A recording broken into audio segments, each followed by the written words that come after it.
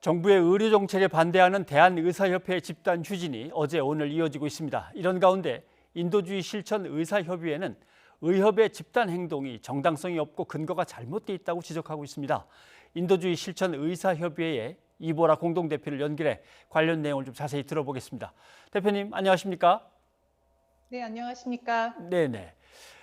일단 정부가 얘기하는 건 OECD하고 비교해도 우리나라 의사 수가 너무 부족하다라고 얘기하는데 의사협회는 우리나라 의사 수가 그렇게 부족한 게 아니다. 그리고 의사 증가율도 상당히 가팔라서 그렇게 부족하다 볼 게 아니다. 이렇게 주장하거든요. 어느 게 맞는 겁니까?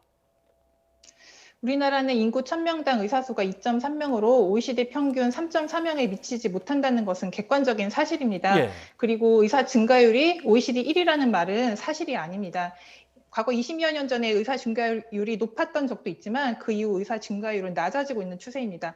조금만 단순화해서 생각해 보시면 되는데요. 우리나라 의사 수가 약 10만 명 정도 되는데 여기에 매년 약 3,000명 정도의 일정한 의사가 새롭게 충원이 되고 있습니다. 그러면 예. 분모가 계속 커지니까 증가율이 낮아질 수밖에 없죠. 의사 증가율이 OECD 1위이고 그 추세가 계속 유지된다는 말은 사실이 아닙니다. 네. 그렇다면 지금 이제 문제는 의과대 정원 늘리는 문제가 걸려 있기 때문에 의대를 졸업하고 배출되는 수는 어떻습니까? 2017년 기준으로 OECD 국가들의 인구 10만 명당 의대 졸업자 수는 약 13.1명인데 한국은 7.6명입니다. 예. 한국은 2006년도에 의대 정원의 10%를 감축했고 그 이후 동결하고 있습니다. 반면에 OECD 국가들은 의사 증가율이 줄어들지 않고 있는데 가장 큰 이유는 그 국가들은 의대 졸업자 수를 늘리고 있기 때문으로 파악하고 있습니다. 네. 의사협회는 우리나라 인구 이제 동향까지 얘기를 합니다. 인구가 이렇게 팍팍 줄고 있는데 의사 수를 갖다 확확 늘리면 이게 맞겠느냐 그런 얘기인데 말이죠. 네, 의사단체에서 출산율 감소로 한국의 인구가 감소한다고 하는데요. 하지만 출산율이 감소해도 인구 유입 등으로 2038년까지는 인구 변화가 거의 발생하지 않는다고 알려져 있습니다. 예. 게다가 한국은 고령화가 세계에서 가장 빠르게 진행되고 있고 2050년이 되면 노인 인구 비중이 세계 최고가 될 것으로 예측됩니다. 노인은 1인당 평균 진료비가 전체 건강보험 가입자 1인당 진료비의 3배에 달합니다. 향후 전체 인구가 감소하더라도 한국은 의료 이용을 주로 하시는 노인층 비율이 세계에서 가장 급격히 증가할 것이므로 필요한 의사 수도 크게 줄지 않을 것이라고 판단합니다. 네. 의사협회에서 얘기하는 건 이런 것도 있습니다. 또 다른 이유는 우리는 의사에게 접근하는 접근성이 상당히 좋다. 부산에 살아도 까짓거 서울에 있는 누구를 만나고 싶으면 KTX 타고 가서 얼른 진료를 받을 수도 있고 또는 의사들이 환자를 많이 봐서 그런지 모르겠지만 그렇게 의사 만나기가 어려운 게 아니다 이런 얘기인데요.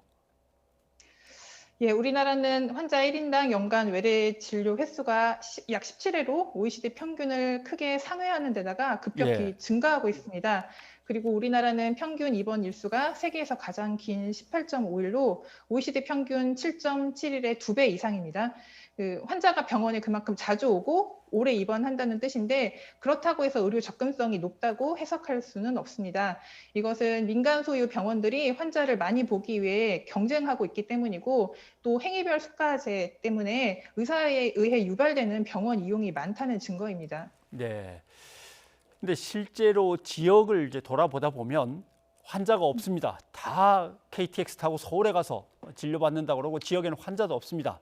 또는 어떤 지역은 의사를 구하기가 너무 힘듭니다.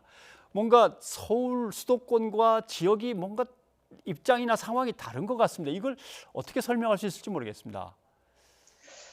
예, 수도권과 대도시에서는 비교적 쉽게 의사를 만날 수 있고 또 예, 말씀하신 대로 지역에 계신 분들은 뭐 KTX 타고 뭐 비행기 타고 서울에 오면은 이제 서울의 대형 병원, 유명한 대학병원 진료를 원하시면 받으실 수 있습니다. 예. 그렇지만 지역에 사시는 분들이 꼭 필요할 때 그 지역에서 의료에 접근하기가 참 어렵습니다. 그러니까 인구 1000명당 의사가 서울은 3.1명인데 반해 경북은 1.4명에 불과합니다. 예. 그리고 모든 질병이 다 서울로 와가지고 치료받을 수 있는 게 아니잖아요. 그 지역, 그 현장에서 즉시 치료해야 되는 그런 병들도 있는데, 예를 들면 뭐 치료 가능 사망률, 그 적절한 치료를 적시에 받았으면 살 수 있는데 그렇지 못해서 사망하게 되는 치료 가능 사망률을 보면 2015년 기준으로 인구 10만 명당 서울 강남구는 29.6명인데 반해 경북 영양구는 107.8명으로 그 차이가 3.6배에 이릅니다. 그러니까 그만큼 지역은 의료 인프라가 열악하고 정말 필수적인 외상, 응급, 분만 시스템 이런 건 지역 격차가 너무 큰 상태입니다. 네. 그리고 또 많은 공공병원들이 의사를 구하지 못해 힘들어하고 있습니다. 예. 2017년 2월 기준으로 지역 거점 공공병원, 지역의 의료원들이나 공공병원들에서 필수 전문 과목 의사들 중에 이제 미충족된 의사 인력이 약 최대 225명으로 알려져 있습니다. 지역은 그리고 그만큼 인프라도 부족하고 예. 네, 의사도 부족한 상태입니다. 네.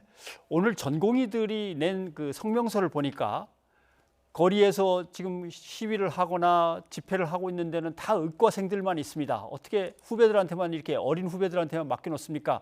의사 선생님들, 교수님들 다 거리로 나와 주십시오. 이렇게 얘기하고 휴진율이 10%가 뭡니까? 이렇게 자기들 선배들한테 의문을 던지던데 그렇다면 지금 모여서 문제 제기를 하는 사람들은 도대체 대한민국의 의사들을 대표하고 있는 건지 아니면 과잉 대표되는 건지 이것도 좀 궁금하고요. 네, 의협 내에도 다양한 직종이 있어서 의견과 입장이 다양하신 것 같은데 일단 개원이들은 의협 집행부의 파업과 같은 그런 행동 방침에 따르는 비율이 높지 않으신 것 같습니다. 반면에 전공의 선생님들이나 의대생들은 좀 파업 참여율이 높으신 것 같고 각자의 입장에 따라 이해관계가 조금 다르셔서 그런 행동의 차이가 나타나는 것 같습니다. 네, 한 가지만 더 여쭤본다면 결국 네. 저렇게 젊은 학생들이 많이 나온 거는 앞으로 10년 또는 15년 뒤에 공공의대에서 나온 그래서 지역에서 근무하던 사람들이 공공의료가 끝나면은 다 수도권으로 또 와서 경쟁자가 됐기 때문에 그럴까 이런 걱정이 맞는 겁니까? 현재의 시스템을 이대로 유지한다면은 아무리 공공의대가 신설되고 그다음에 지역 의사제를 도입하고 이런다 할지라도 의무 복무 기간만 끝나면은 다 서울 수도권으로 몰려올 것으로 생각됩니다. 이 시스템이 그대로 유지된다면. 예. 그러니까 그렇기 때문에 현재 이제 젊은 의사들이 그만큼 불안해하는 것으로 이해를 할 수 있다고 생각합니다. 네, 그러면 정부 정책에서 뭔가 그런 점에서는 또 보완을 해 나가면서 정책을 시행해야 된다는 말씀이겠군요. 예, 그렇습니다. 단순히 의대생 수만 늘린다고 해서 현재 문제를 해결할 수가 없고요. 정부가 공공병원을 더 짓고 지역에서 의사들이 필수 의료를 행할 수 있는 그런 시스템을 같이 마련해야만 의사들도 지역에 남아서 일을 하고 그리고 지역의 그런 의료 격차도 해소될 수 있다고 생각합니다. 네, 알겠습니다. 인도주의 실천의사협회 이보라 공동대표님 오늘 고맙습니다. 네, 감사합니다.